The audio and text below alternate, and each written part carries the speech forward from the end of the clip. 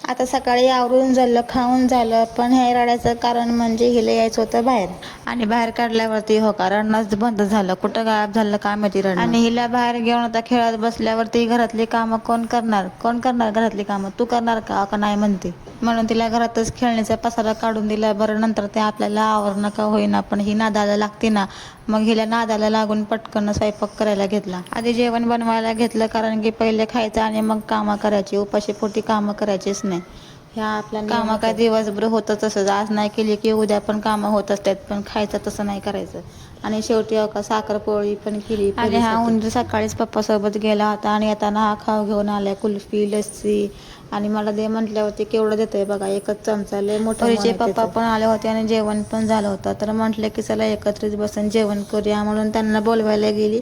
तर परीचे पप्पाची आणि परीची इथं मीटिंग चालू होती, लय सिरियस मीटिंग चालू होती. म्हणून मी आले बाबा माघारी. कशाला वगैरे डिस्टर्ब. चला मग भेटू पुढच्या व्लॉगमध्ये. तोपर्यंत बाय. चॅनलला सबस्क्राईब करायला विसरू नका.